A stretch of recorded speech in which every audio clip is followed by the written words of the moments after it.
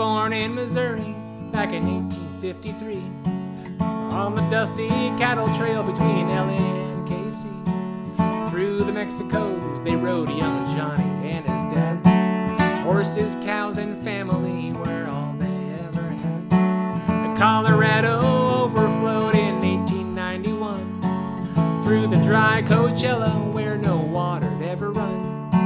The Langs moved west to Indio, green pastures in demand. Crossed the Bernardinos from the largest cattle market in the land. The hills north of the valley are a deep and twisted maze. Mesas and arroyos keep folks wandering for days. Robber bands and rustlers out hiding from the law. The horse thief Jim McHaney was the worst one of them all. One day one of Johnny's horses strayed too far from home, wandered up into a gulch where gangs were known to roam.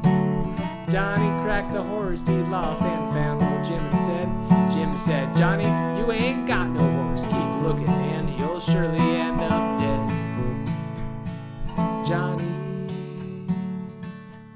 just turn and walk away, or you'll regret it someday. So Johnny hung his head and shuffled back the way he came. He ran across his neighbor Dutch, who shouted out his name. Dutch said, "Johnny, up that way, I just found me some gold. And if you don't believe me, then my name ain't Dutch Diebold." Johnny shook old Dutch's hand and filed himself a claim. Decided on the spot that Lost Horse Mine would be the name. His dad and brother co-signed and they sunk a pair of mines. The ore came out of plenty and old Johnny started seeing dollar signs.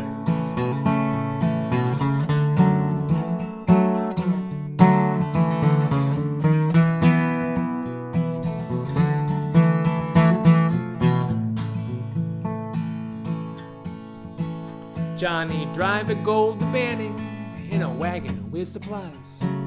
Hidden beneath the dry goods, kept away from outlaws' eyes. The numbers wouldn't tally at the bank on 3rd and Main.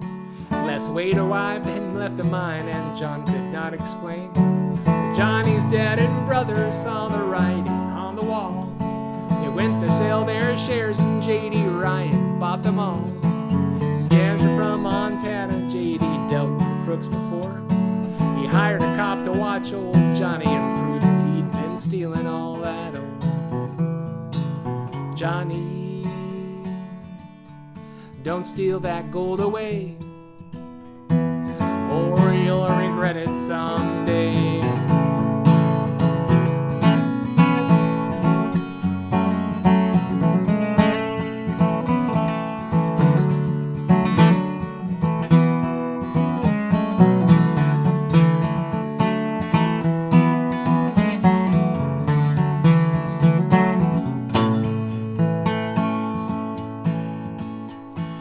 J.D. caught old Johnny and gave him some advice.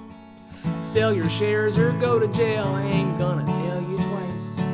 The stories say John hid his gold somewhere along the line.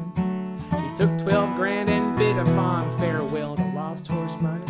By 1923 the mine had given him all it had. John came back to find his treasure, though his health was bad.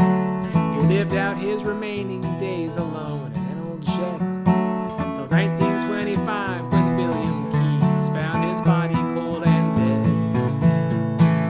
Johnny, why'd you steal that gold away? I told you to regret it someday. Johnny,